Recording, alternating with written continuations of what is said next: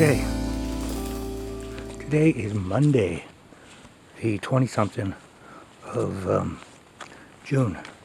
July 4th will be this weekend coming, so that'll help narrow it down. I pulled the camera out because if you look way up there, you can't see it now, but I could see a little while ago there was a deer. Oh, now I see him. I don't know if you guys can now. Anyhow, I'll keep on focusing in that direction, and maybe we'll spot something. They're not as skittish in these areas, from what I understand, because there's less hunting. So that's like in the Smoky Mountains. They came up and within 5 to 8 feet of you, and you know, right up to the shelter and everything. There he is on the trail again. Or she, I don't see any antlers. So that would be doe, a deer. Anyhow. Yeah. Today is going to be rougher than the last two. The last two, I think I explained this to my wife. Don't know if I explained it on camera, so. I was waiting for a shuttle. I was going to do from where I left off, which is like 7:52, 7:51 point something, 8 or 7, whatever it was. So 7:52. And I was going to get up to here, which is basically 7:60. I think it's, you know, I rounded off again. So I was thinking 8 miles. Well, it wasn't a rounding, it was, I don't know where it was where I made my mistake, but oh, there's the deer. Let's take a look at that. In true to form, I'm about 25 feet away, and doesn't even bother at all. Finally, he noticed me. I don't think she noticed me until now. Hi, dear. So she's moving a little bit away, but not like someone who's afraid for their life, like it usually is, or they hear the car coming. Hi, dear, how are you?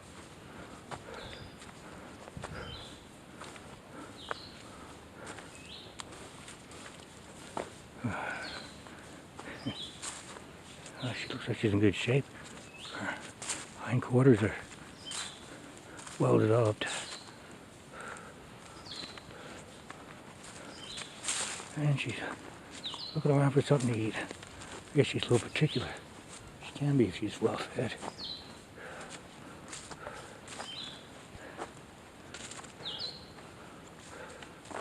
She is trying to keep ahead of me though. So she's not ignoring me, she's just not seeing me as a threat. Which is good. Because I'm not. Not to her anyhow.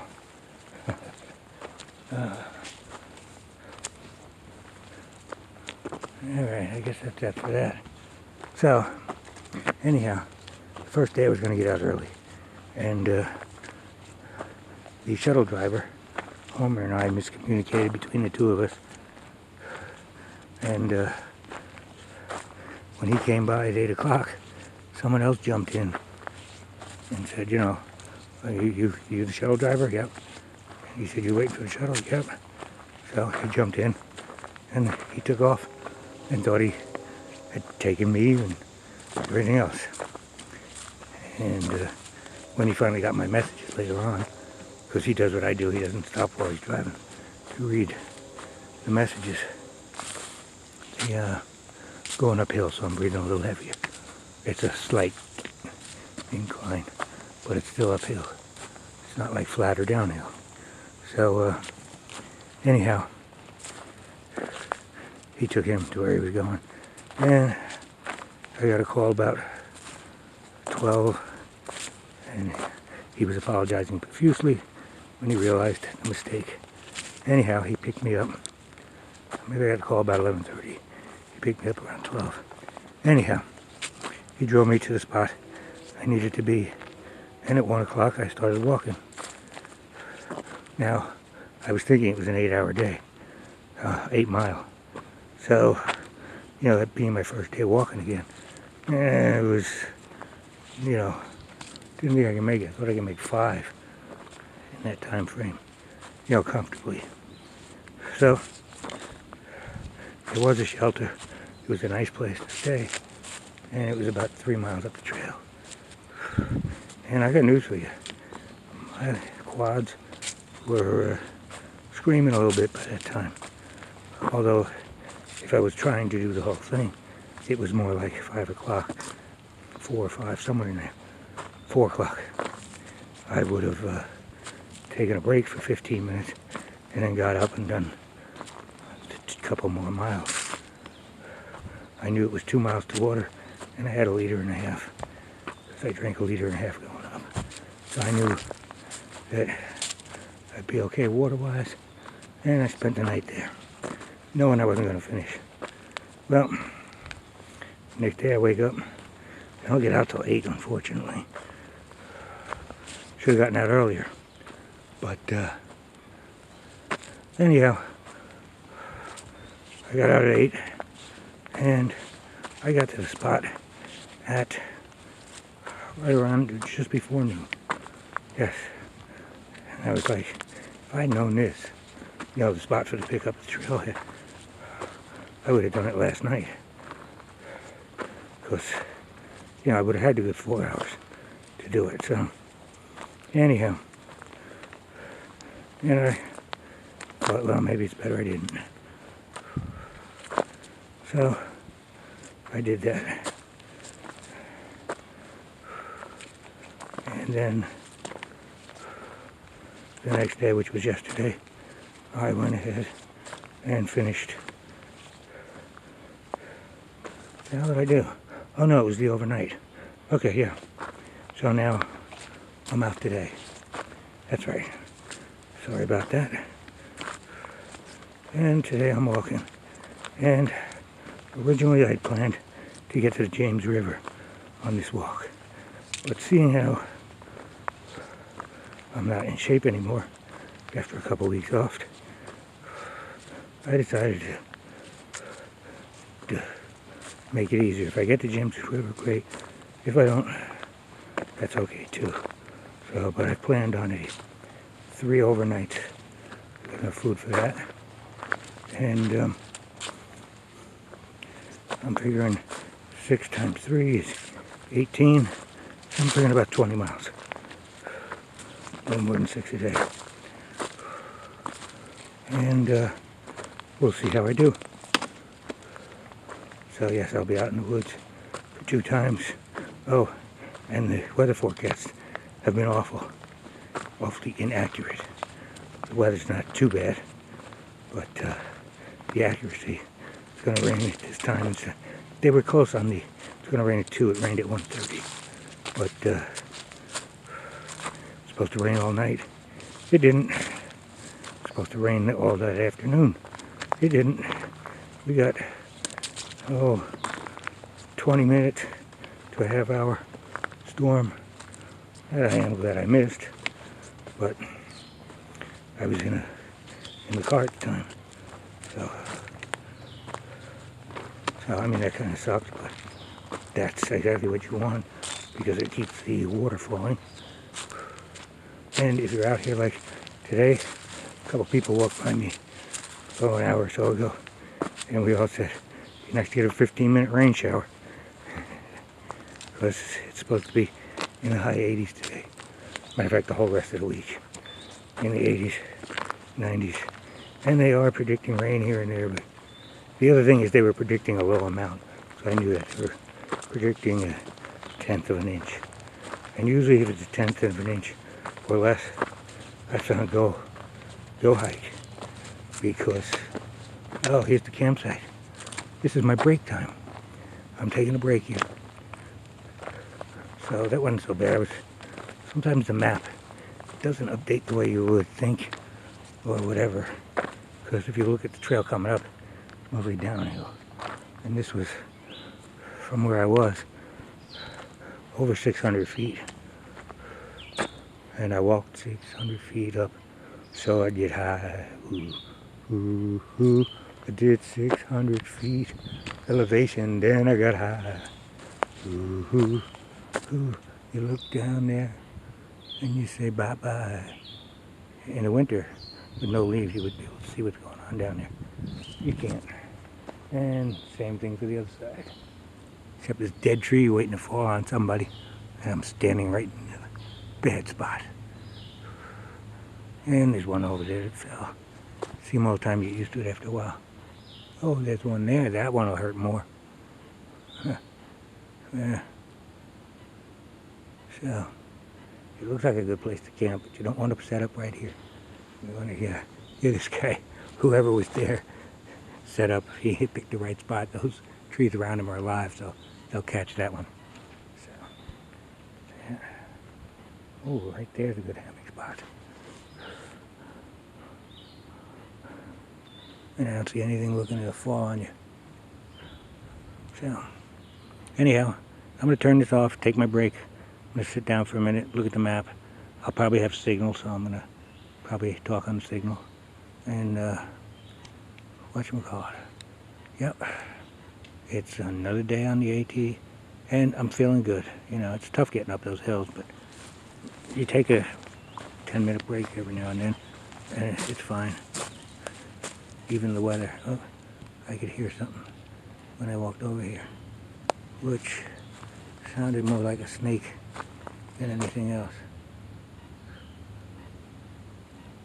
They have a particular sound you can pick out.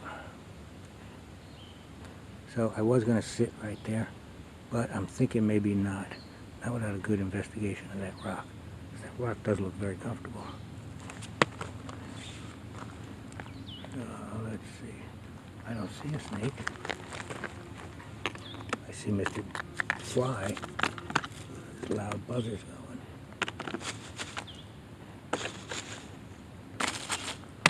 And I don't see anything there. So, whoa, oh, dropped my glove. But it sounded, I could hear the sound before I saw anything. I thought, oh shit, get the ankle out of the way. All right, that's enough humor and fright for one day. I will talk to you later. Bye-bye. Okay, finally got to the first water spot, but it would appear I have enough to make it to the last water spot. There's like 4 or 5 of them between here and the last one, and that's another 1.1 miles or so up the trail. And I apologize, I realize I'm shaking again. The meds, not me.